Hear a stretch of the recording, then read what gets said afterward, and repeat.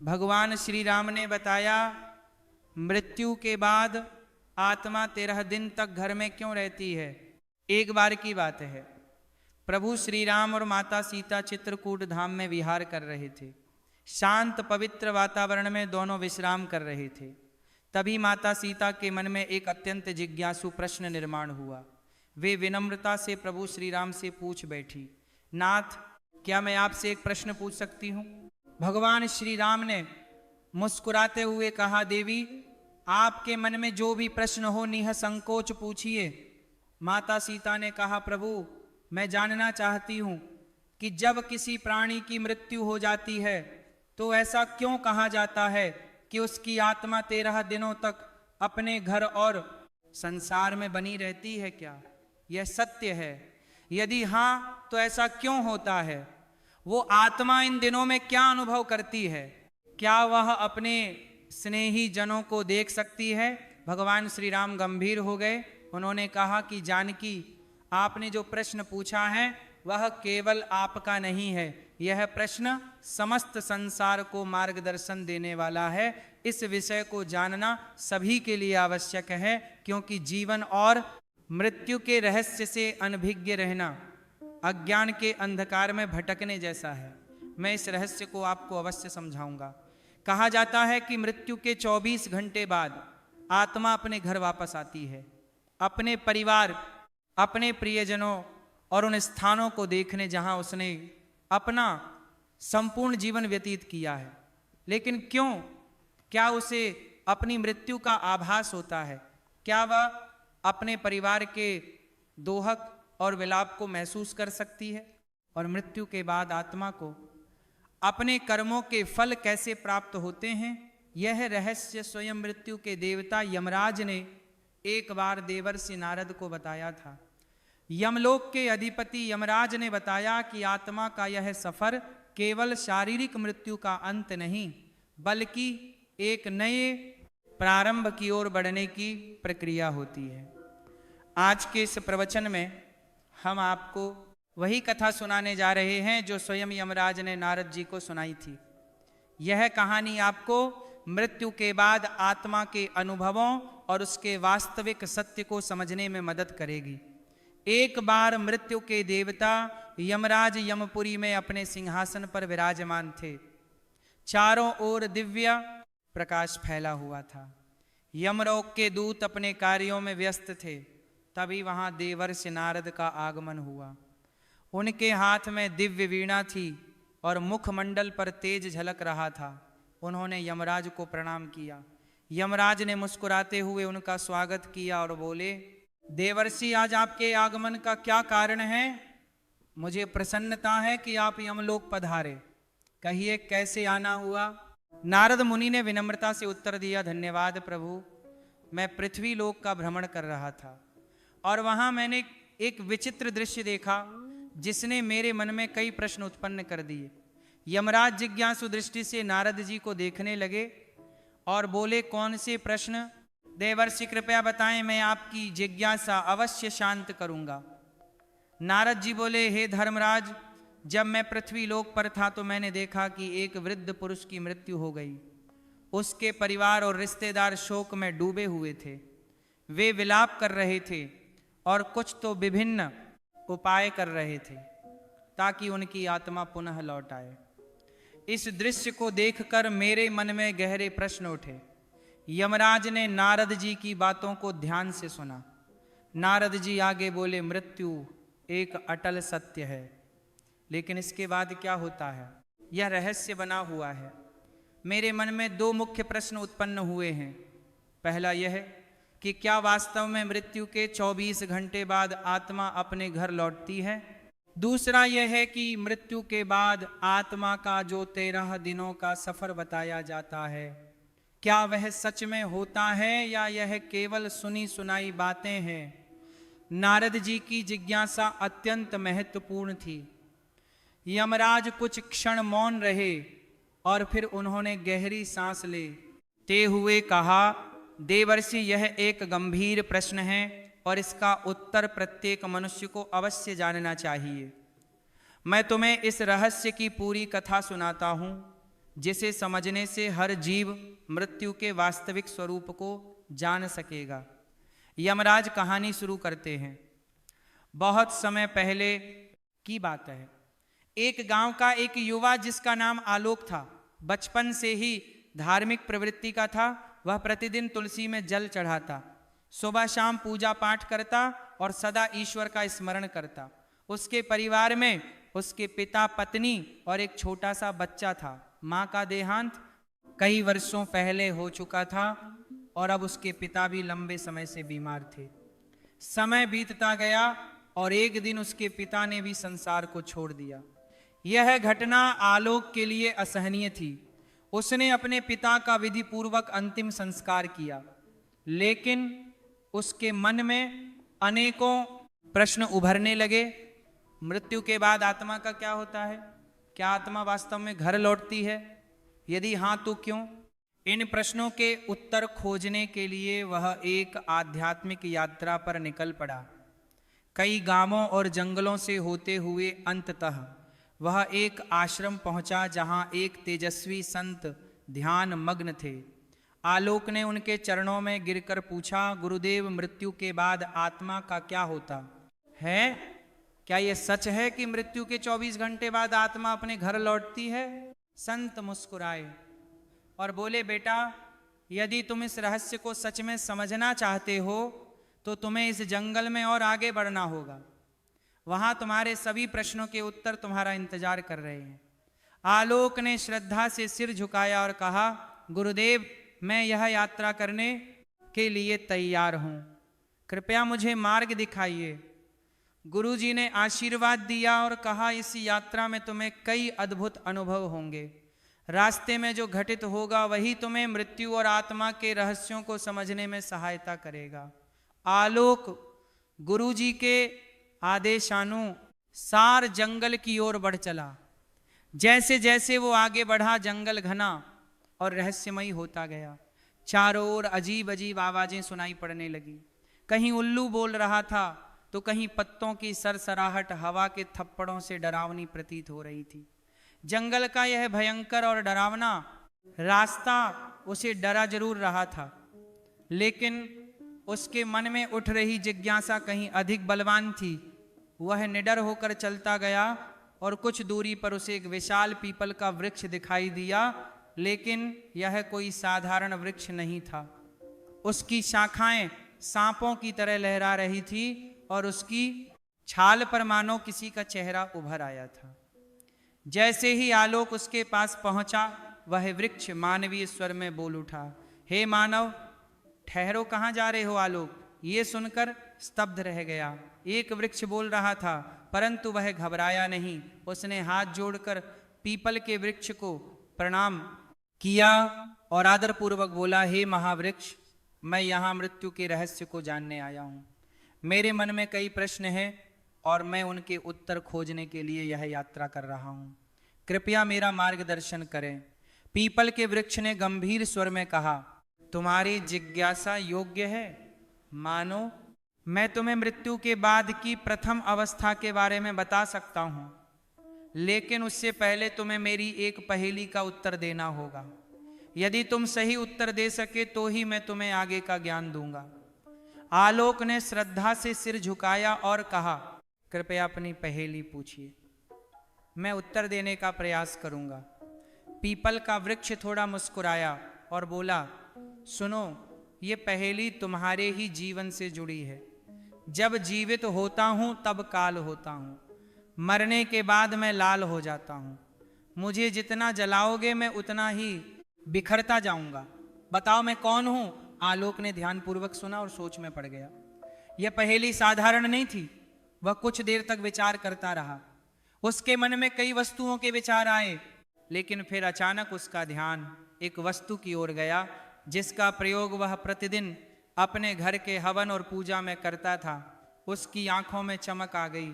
उसने पीपल के वृक्ष की ओर देखा और आत्मविश्वास से उत्तर दिया, इसका उत्तर कोयल है। जब कोयल जीवित रहता है तो वह काला होता है, जलने के बाद वह लाल हो जाता है और धीरे धीरे बिखर कर राख में बदल जाता है। जैसे ही अरब ने यह उत्तर दिया, पीपल के वृक्ष की शाखाएं इकाई हिलने लगी, चारों ओर हवा तेजी से बहने लगी और वृक्ष ने स्वर को गंभीर करके कहा, सत्य कहा वत्स, तुमने मेरी पहेली का सही उत्तर दिया है। अब मैं तुम्हें मृत्यु के बाद की प्रथम अवस्था के बारे में बताऊंगा, ध्यान पूर्वक सुनो। पीपल के वृक्ष ने आगे कहा, बेटा जब शरीर नष्ट हो जाता है तब आत्मा एक भ्रम की स्थिति में आ जाती है। उसे समझ ही नहीं आता कि वह मुक्त हुई है या किसी बंधन में है। यह मृत्यु के बाद के पहले 24 घंटे की सबसे रहस्यमय अवस्था होती है। आलोक ध्यान से सुन रहा था, लेकिन उसके मन में और जिज्ञासा जाग उठी।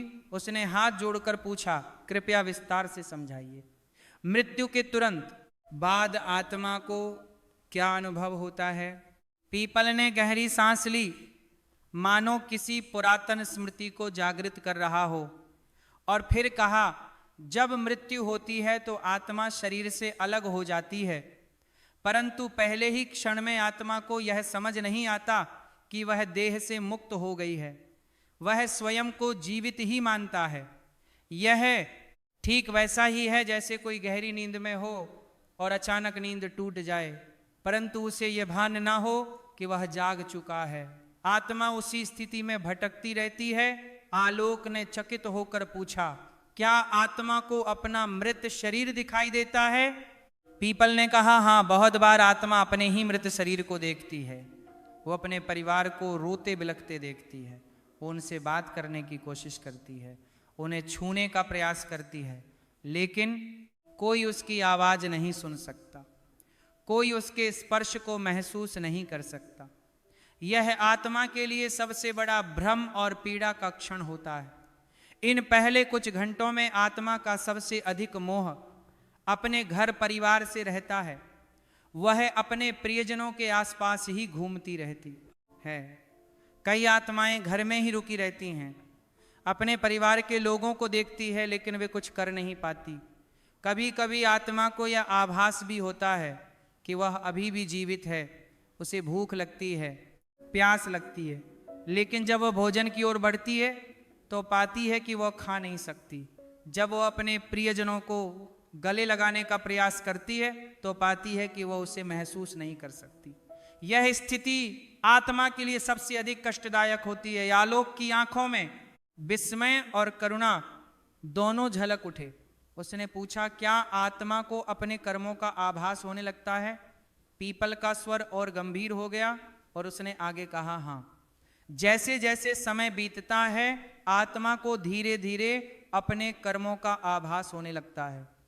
यदि उसके जीवन में अच्छे कर्म थे तो उसे भीतर से शांति अनुभव होती है, लेकिन यदि उसने बुरे कर्म किए थे, किसी का दिल दुखाया था, अधर्म किया था, तो वह पीड़ा से भर उठती है। उसे अपने ही पापों का बोझ महसूस होने लगता है। कई आत्माएं इतनी अशांत होती हैं कि वे घर के भीतर ही अटक जाती हैं और उनका शरीर जलाया जाता है, तब भी वे वही भटकती रहती है। इसीलिए शास्त्रों में कहा गया है कि मृत्यु के तुरंत बाद गीता का पाठ करना चाहिए, आत्मा के लिए प्रार्थना करनी चाहिए, ताकि वो अपने मोह को त्याग कर आगे की यात्रा पर बढ़ सके।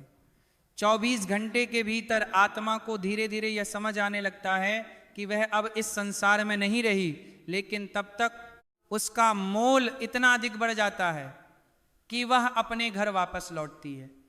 यही कारण है कि हिंदू धर्म में मृत्यु के अगले दिन घर में विशेष पूजा की जाती है, आत्मा के लिए पिंडदान किया जाता है, ताकि वह शांति से अपनी आगे की यात्रा पर जा सके। पीपल ने अपनी बात समाप्त की और कुछ क्षणों के लिए मौन हो गया। आलोक पूरी तरह स्तब्ध था। उसे अब समझ आ रहा था कि मृत्यु केवल एक अंत नहीं बल्कि एक नई यात्रा की शुरुआत होती है।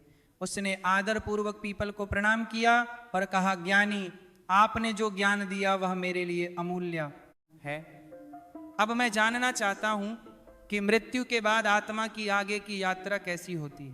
पीपल ने मुस्कुराकर कहा, वत्स, यदि तुम सच में मृत्यु का रहस्य समझना चाहते हो तो तुम्हें और आगे जाना होगा, वहां तुम्हें और भी गहरी सत्य का ज्ञान होगा।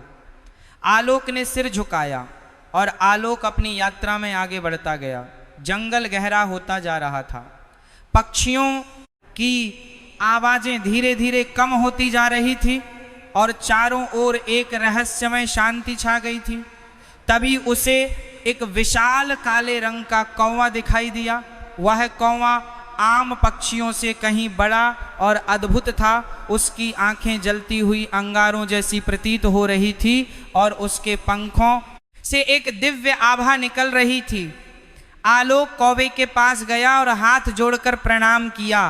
कौवा अपनी भारी और गंभीर आवाज में बोला, वत्स तुम कौन हो और इस गहरे जंगल में क्या कर रहे हो? आलोक ने सर झुकाकर उत्तर दिया, यह दिव्य पक्षी में मृत्यु के रहस्यों को जानने के लिए इस यात्रा पर निकला हूँ। मैंने अब तक यह जाना कि मृत्यु के तुरंत बाद आत्मा भ्रमित रहती है, लेकिन मैं यह समझना चाहता हूँ कि 24 घंटे बाद आत्मा अपने घर क्यों लौटती है। सुगम ने गहरी सांस ली और कहा, मैं तुम्हें यह उत्तर दूंगा, लेकिन पहले तुम्हें मेरी एक पहेली का उत्तर देना होगा। यदि तुम इसका सही उत्तर दे सके तभी मैं तुम्हें मृत्यु के इस रहस्य का ज्ञान दूंगा।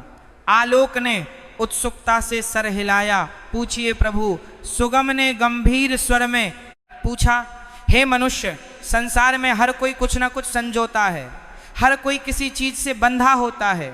मुझे बताओ, मनुष्य के जीवन का सबसे बड़ा बंधन कौन सा है? आलोक कुछ क्षण के लिए सोच में पल गया।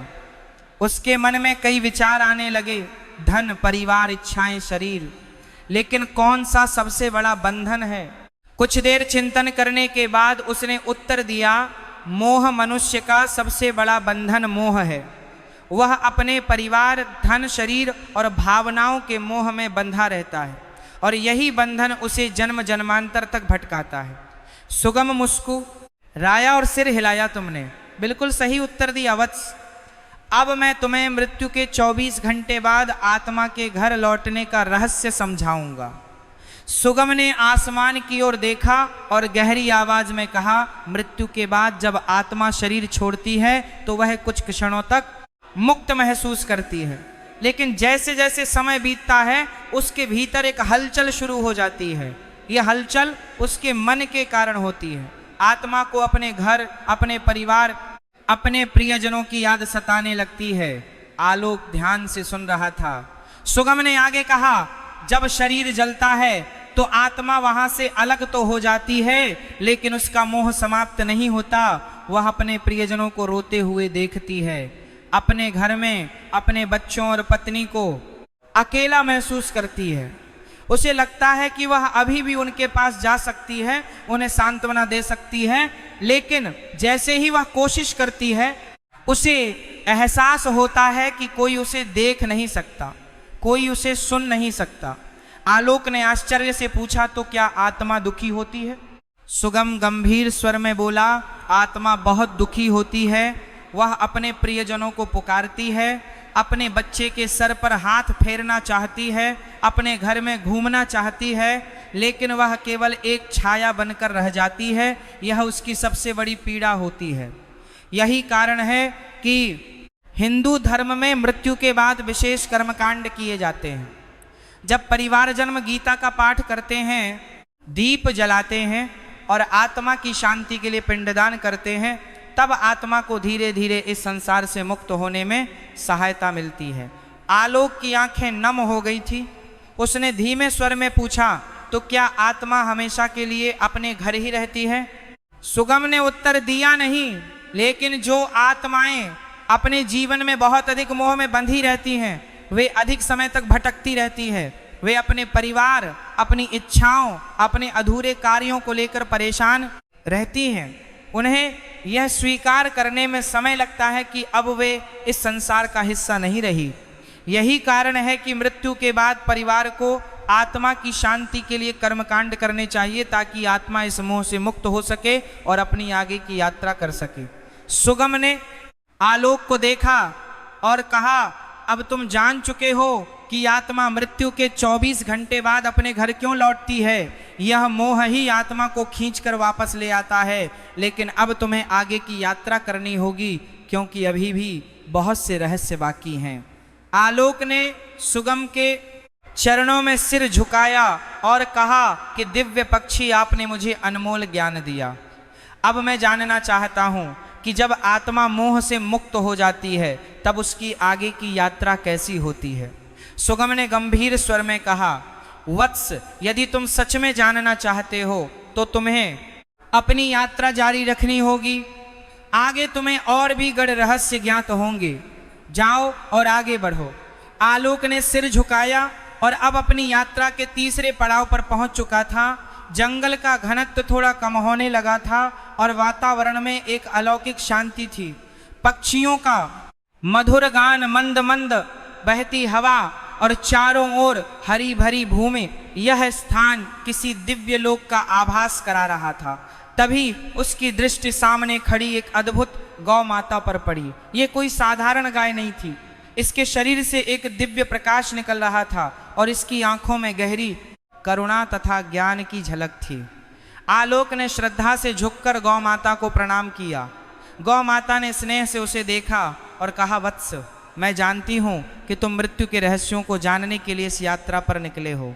मैं तुम्हें आगे का ज्ञान दूंगी, लेकिन पहले तुम्हें मेरी एक पहेली का उत्तर देना होगा। आलोक ने श्रद्धा से सिर झुकाया और कहा, हे माँ, कृपया मुझसे पूछिए। गौ माता ने मधुर किंतु गंभीर स्वर में पूछा, मनुष्य अपने जीवन में कई चीजों को संजोता है, धन, परिवार, प्रतिष्ठा, ज्ञान, लेकिन बताओ उसके लिए सबसे महत्वपूर्ण संपत्ति कौन सी है जो मृत्यु के बाद भी उसके साथ जाती है। आलोक गहरे चिंतन में पड़ गया। वह सोचने लगा, धन तो यहीं छूट जाता है, परिवार भी पीछे रह जाता है, प्रतिष्ठा भी मिट जाती है, तो फिर कौन सी चीज मनुष्य के साथ जाती है। कुछ क्षण विचार करने के बाद उसने उत्तर दिया, कर्म। मनुष्य के कर्म ही उसकी सबसे बड़ी संपत्ति होती है। धन, परिवार और प्रतिष्ठा सब यहीं छूट जाते हैं, लेकिन अच्छे या बुरे कर्म उसकी आत्मा के साथ जाते हैं और उसकी आगे की यात्रा तय करते हैं। गौ माता मुस्कुराई और सर हिलाया। तुमने सही उत्तर दिया वत्स, मैं तुम्हें मृत्यु के तीसरे चरण का रहस्य बताऊंगी। गौ माता ने अपनी आंखें बंद की और उनके चारों ओर एक दिव्य आभा फैल गई। उन्होंने गहरे स्वर में कहना शुरू किया, जब आत्मा मृत्यु के बाद अपने मोह से मुक्त हो जाती है तब उसका सामना अपने कर्मों से होता है। आत्मा को अपने संपूर्ण जीवन का प्रतिबिंब दिखाई देता है। उसने जो अच्छे कर्म किए होते हैं वे उसे प्रकाश की ओर ले जाते हैं और जो बुरे कर्म किए होते हैं वह उसे अंधकार की ओर धकेलते हैं। आलोक ध्यानपूर्वक सुन रहा था। गौ माता ने आगे कहा, यदि आत्मा ने जीवन भर अच्छे कर्म किए हैं, दान, गौ सेवा, भजन, सत्संग, दूसरों की सेवा, तो वह शीघ्र ही स्वर्ग की ओर बढ़ती है। वहाँ उसे दिव्य सुख मिलता है जहाँ न पीड़ा होती है न दुख। लेकिन यदि उसने पाप किए हैं, अत्याचार, छल, क्रोध, अहंकार, हिंसा, तो उसे यमलोक में जाना पड़ता है जहाँ उसके कर्मों के अनुसार उसे दंड भोगना पड़ता है। आलोक ने प्रश्न किया, हे माता, क्या मनुष्य अपने कर्मों को बदल सकता है? क्या मृत्यु के बाद उसका भाग्य तय हो जाता है?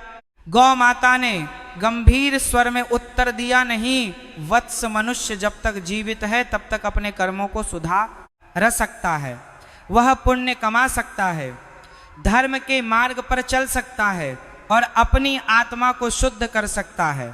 लेकिन मृत्यु के बाद उसे वही भोगना पड़ता है जो उसने संचित किया है।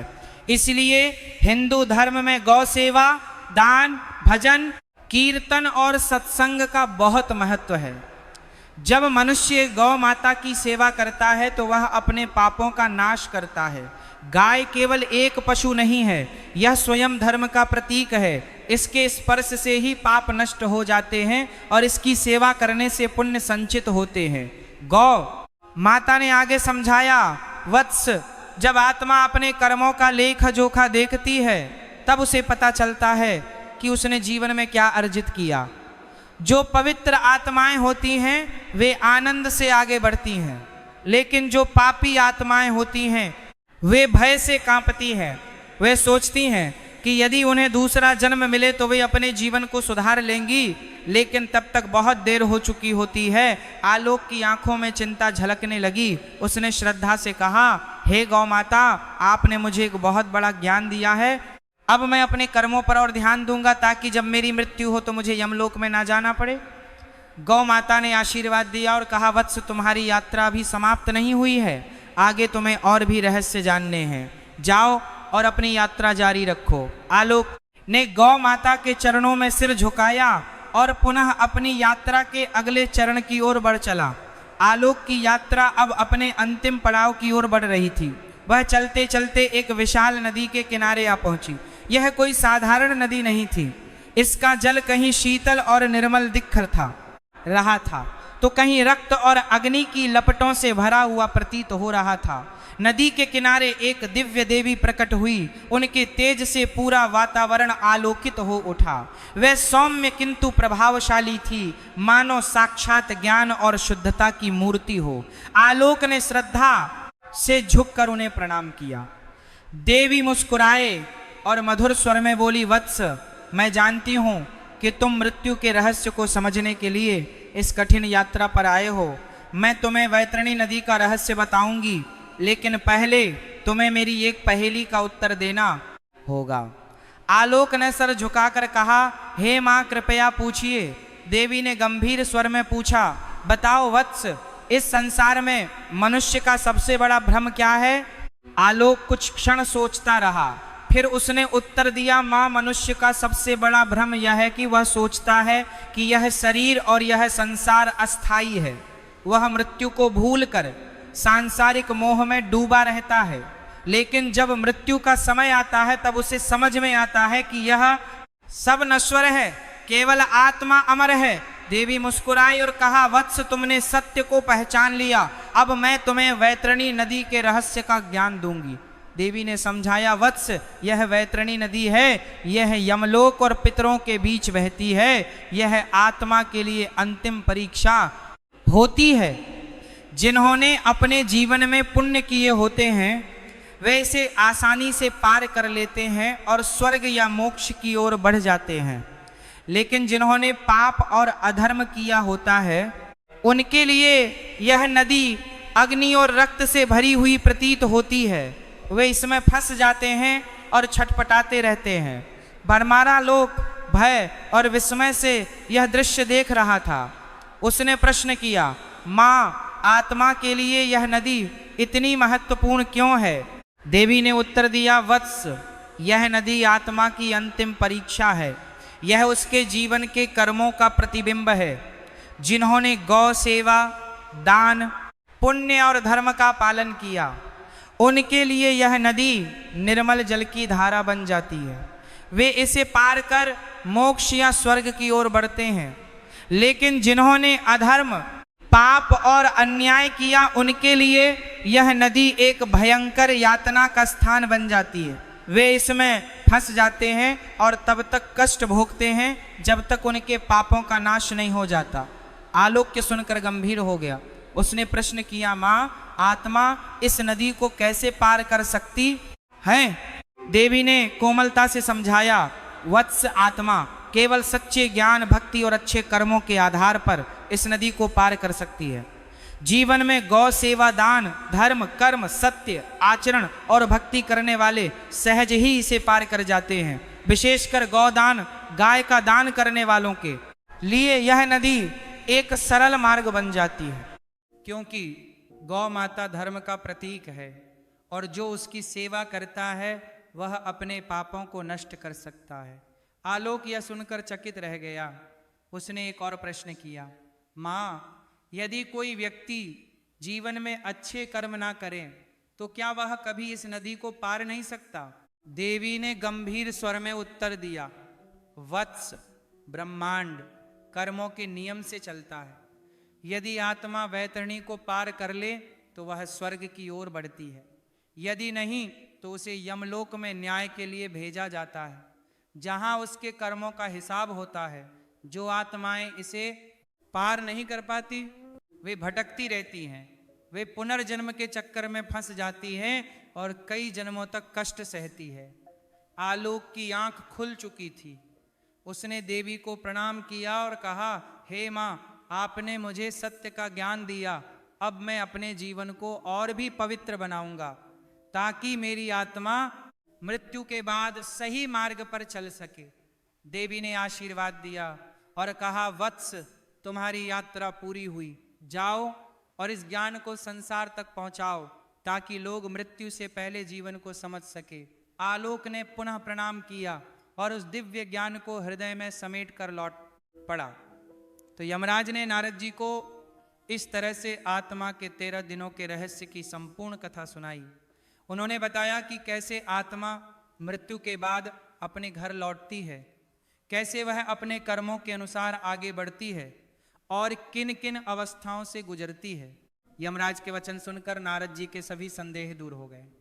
नारद जी ने हाथ जोड़कर कहा, आपकी यह दिव्य कथा सुनकर मेरे सभी प्रश्नों के उत्तर मिल गए हैं। अब मुझे स्पष्ट हो गया कि मृत्यु के बाद आत्मा किस प्रकार अपनी यात्रा पूरी करती है। मैं इस सत्य का प्रचार प्रसार करूंगा ताकि अधिक से अधिक लोग इस गढ़ ज्ञान को समझ सके और धर्म के मार्ग पर चल सके। यमराज ने नारद जी को आशीर्वाद दिया और कहा, देवर्षि, यदि मनुष्य इस सत्य को समझकर जीवन व्यतीत करें तो वे मोह माया से मुक्त हो सकते हैं और सही मार्ग का अनुसरण कर सकते हैं। अगर आज की प्रवचन आपको अच्छा लगा हो तो वीडियो को लाइक करें और ऐसे ही प्रवचन सुनने के लिए चैनल को सब्सक्राइब करें। बोलो राधे राधे।